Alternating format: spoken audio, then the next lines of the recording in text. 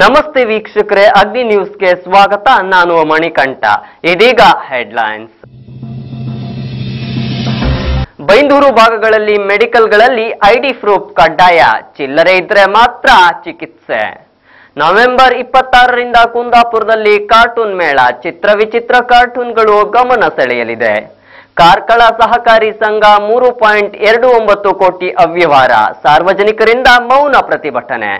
ವಿದ್ಯಾರ್ಥಿಗಳ ಸಾಂಸ್ಕೃತಿಕ ಸಿರಿತನದಿಂದ ಅಭಿಮಾನ, ವಿದ್ಯಾರ್ಥಿಗಳ ಕ್ರಿಯಾಶೀಲತೆಯನ್ನ ಸೃಜನಶೀಲತೆಯನ್ನ ವಿಸ್ತರಿಸುತ್ತಾ ಪೋಷಿಸುತ್ತಾ ವಿದ್ಯಾಸಿರಿ ಬೆಳಕಿಗೆ ಒಡ್ಡುವಲ್ಲಿ ವೈದ್ಯ ಡಾಕ್ಟರ್ ಆಳ್ವ.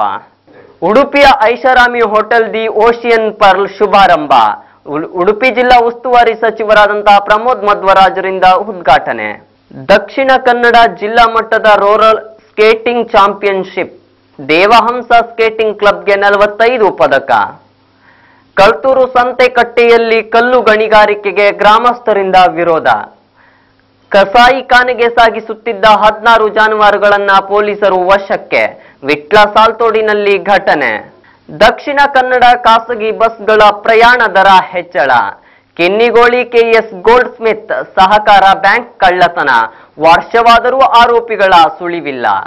ದಾಸ ಪರಂಪರೆಯ ಹಿನ್ನೆಲೆಯಲ್ಲಿ ಬೆಳೆದು ಬಂದ ಕನಕದಾಸರ ಜಯಂತಿ ಇಂದು. ಉಡುಪಿ ನಗರಸಭೆ ಐಟಿಡಿಪಿ ಇಲಾಖೆಯ ವತಿಯಿಂದ ಉಡುಪಿಯ ಇಂದ್ರಾಳಿಯಲ್ಲಿ ಅಂಬೇಡ್ಕರ್ ಸಭಾಭವನಕ್ಕೆ ಇಂದು ಶಂಕುಸ್ಥಾಪನೆ. ಕುಂದಾಪುರ ನೆಹರು ಮೈದಾನ ಯಕ್ಷಗಾನಕ್ಕೆ ಸಿಗುತ್ತದೆಯೋ ಇಲ್ಲವೋ? ಕುಂದಾಪುರ ತಾಲೂಕಿನ ಗುಲ್ವಾಡಿಯ ಬೋಳನಕಟ್ಟೆಯಲ್ಲಿ ಅಕ್ರಮ ಮರಳು ದಂಧೆ, ಕೊನೆಗೂ ಅಂತ್ಯ ಕಂಡ ಮೊಳಹಳ್ಳಿ ಅಕ್ರಮ ದೊಡ್ಡ ಕೈಗಾರಿಕೆ. ಇದು ಅಗ್ನಿವಾಹಿನಿ ನಿರಂತರ ಹೋರಾಟದ ಫಲಶ್ರುತಿ. ಇದೀಗ ವಾರ್ತೆಗಳ ವಿವರ. ಇಂದು ಕನಕದಾಸ ಜಯಂತಿ ಹಿನ್ನೆಲೆಯಲ್ಲಿ ನಾಡಿನಾದ್ಯಂತ ಕನಕದಾಸರ ಜಯಂತಿಯನ್ನ ಆಚರಿಸಲಾಗುತ್ತಿದೆ. ಉಡುಪಿಯಲ್ಲಿಯೂ ಸಹ ಕನ್ನಡ ಸಂಸ್ಕೃತಿ ಇಲಾಖೆಯ ವತಿಯಿಂದ ಕನಕದಾಸ ಜಯಂತಿಯನ್ನ ಆಚರಿಸಲಾಯಿತು. ಕನಕದಾಸರ ಜೀವನ ಚಿತ್ರಣ ಮತ್ತು ಕೀರ್ತನೆಯ ಪರಂಪರೆಯ ಬಗ್ಗೆ ತಿಳಿಸಲಾಯಿತು. ಇಂದು ಉಡುಪಿಯ ಇಂದ್ರಹಳ್ಳಿಯ SC/ST ಕಾಲೋನಿಯಲ್ಲಿ ನಿರ್ಮಾಣಗೊಳ್ಳುತ್ತಿರುವ ಅಂಬೇಡ್ಕರ್ ಸಮುದಾಯ ಭವನಕ್ಕೆ 40 ಲಕ್ಷ ಬಿಡುಗಡೆಯಾಗಿದ್ದು, ಇಂದು ಸಚಿವ ಪ್ರಮೋದ್ ಮಧ್ವರಾಜರಿಂದ ಶಂಕುಸ್ಥಾಪನೆ ನೆರವೇರಿಸಲಾಯಿತು.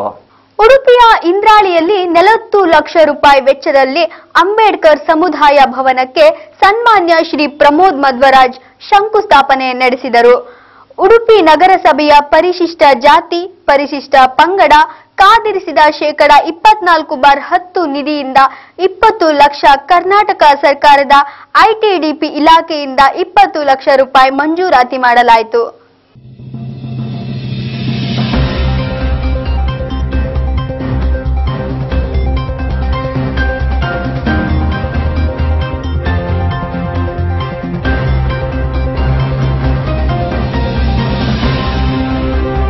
ಅಗ್ನಿ ನ್ಯೂಸ್ನ ನಡುವೆ ಚಿಕ್ಕದೊಂದು ವಿರಾಮ.